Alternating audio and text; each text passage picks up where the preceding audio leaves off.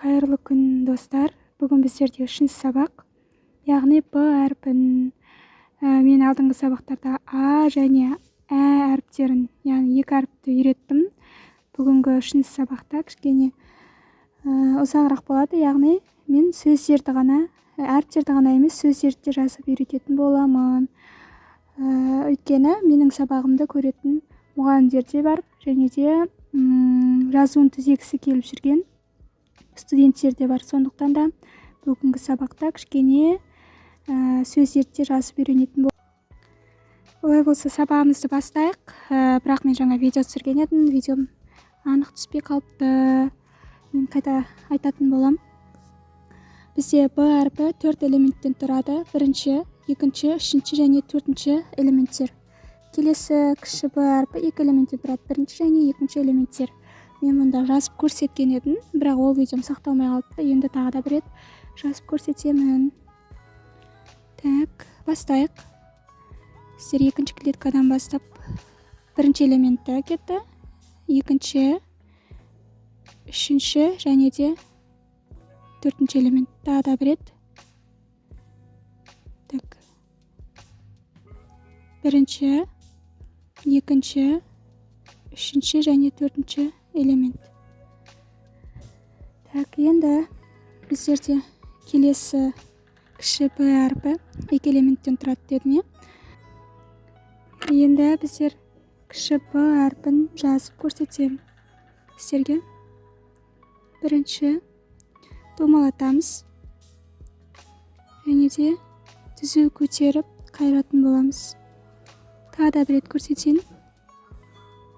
Домалатамыз, түзу көтеріп қайырамыз. 2 элементтен тұрады. Енді сөздермен жазып көрейік. А, Ә және Б 3 әріпті қосу 3 әріптен басталатын сөздерді жаздым мұнда. Сол сөздерді жазып көрейік. Бірінші, Абай деген сөзіміз. Қазақтың ұлы ақыны Абай Құнанбаев. Біздер А әрпі.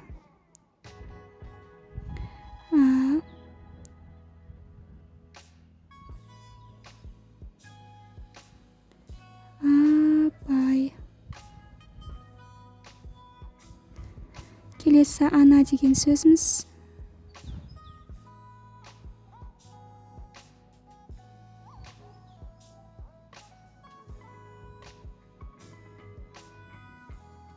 Енді Ә әрпінен Әли деген. Біздерде өте көп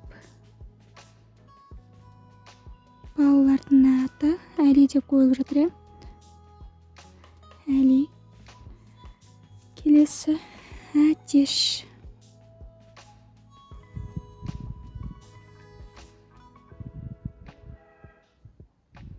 Әтеш. Көріп жатырсыз ғой, басқа әріптердің жазылу үлгілерінде мән беріп қарап отырыңыздар.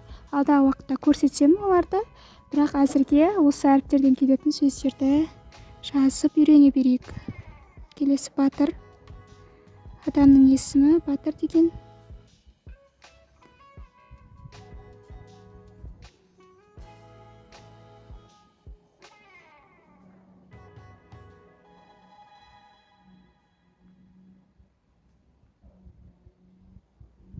Келесі Бақа.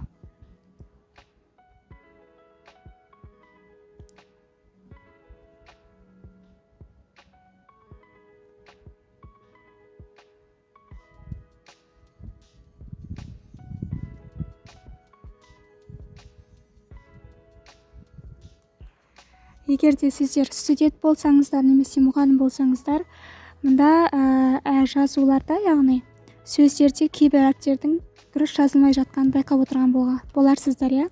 Дәл сол қателіктермен жұмыс жасаңыздар. Егер де дәл осындай көркем жазуға арналған дәптер алған болсаңыздар, осы мен көрсеткен сабақ бойынша практиковать етіп жазып көріңіздер. Бұл сіздердің жазуларыңыздың әдемі болуына септігін тигізеді.